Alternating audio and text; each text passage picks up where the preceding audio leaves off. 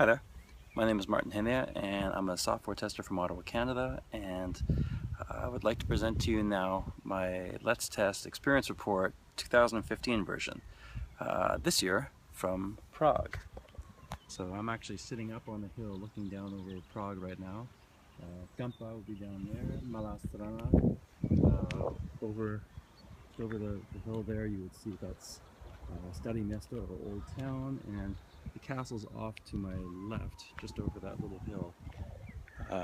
It took me a little while to find a sleepy spot in Prague that's not overrun with tourists so I can deliver this report. And although I get the occasional stare from a passerby here, this seems to be about the best I can do. Um, but yeah, so Let's Test 2015. For those of you who are not familiar with this conference, Let's Test was my first love when it came to the conference circuit. This is my third year that I've been in Runo for this conference, and it's a very special arrangement and location, the way they handle conferencing. I often hear people say that the point of the conference is conferring, but nowhere is that more true than at Let's Test. It is almost a compound where you are located about half an hour drive north of Stockholm, and it's a very peaceful place. It's a very friendly place.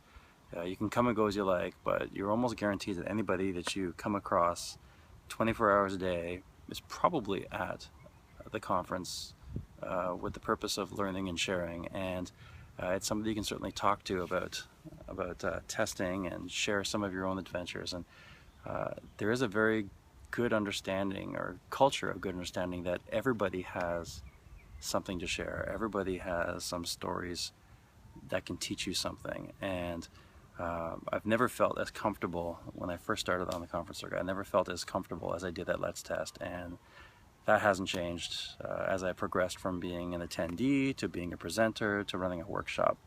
So Henke and Johan and everybody who's involved in organizing Let's Test, again, every year, I love this conference, and obviously I'm going to be back next year, and I'll continue to make a point to try to attend other Let's Test opportunities like South Africa and Australia as they pop up.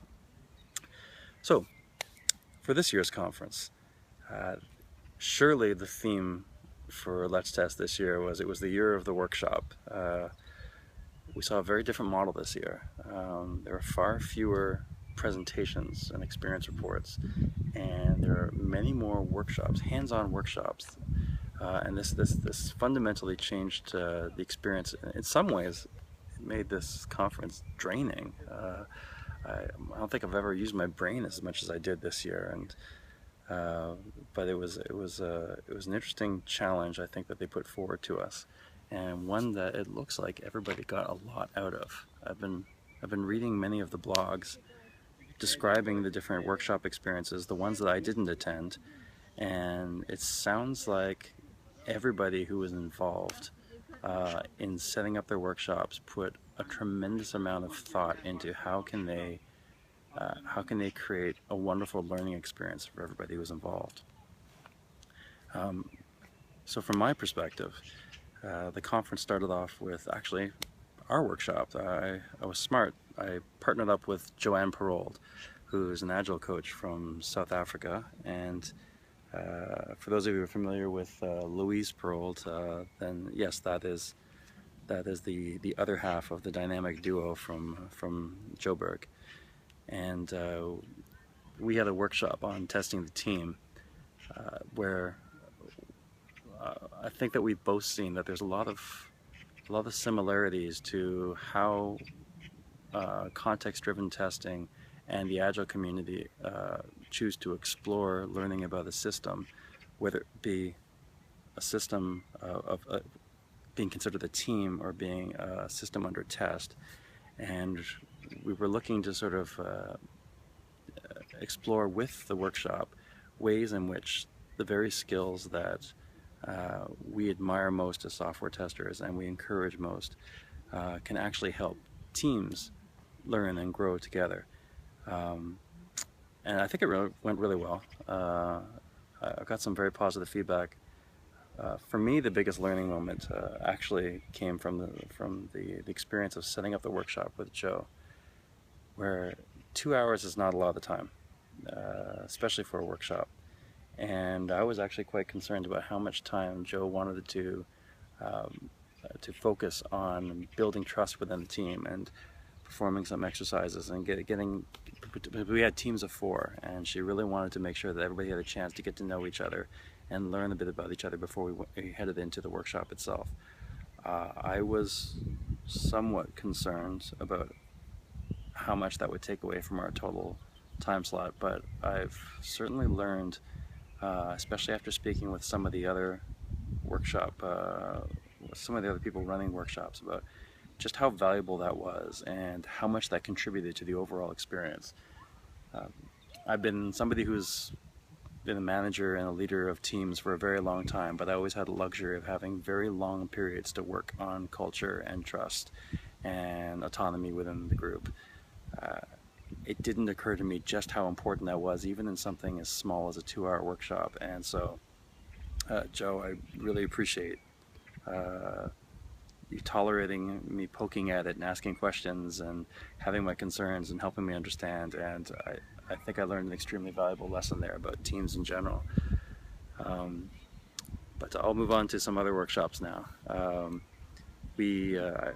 I had a chance to sit in with actually the other half of the South African duo Lou Parold's workshop on nonviolent communication. And I've been a student of NVC for a long time. For those of you who are not familiar with it, it's worth looking into. And what Lou did in this workshop was actually quite amazing, because we had a room full of people who had very, very different opinions on feelings and needs, coming from very different cultures. And we ran through a series of exercises which really helped expose, ironically enough, the biggest challenges to whether or not NVC could be easily applied in the workplace only helped better demonstrate the value of trying to identify feelings versus needs and observations and requests when communicating with one another, because within the room we had people who could not see things the same way, and their world models were quite different. I started to recognize a lot of patterns where I thought I was actually being fair, the way I was asking questions and the way I actually approached situations, where I realized that I was effectively applying blame or applying causality when I would ask something or make a request that I felt was being rather objective.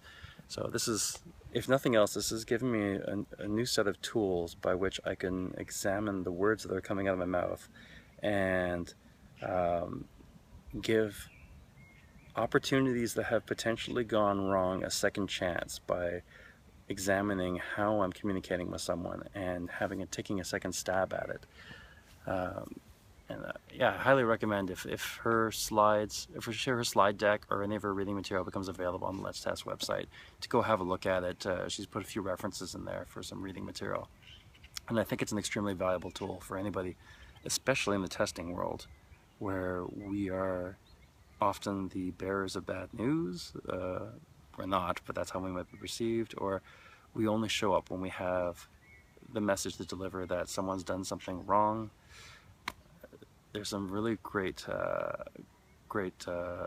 tools that you can actually learn to help create a better relationship with the people you're partnering with to build software. I am going to pause now so I can think about a part 2 of this experience report. Back in a sec.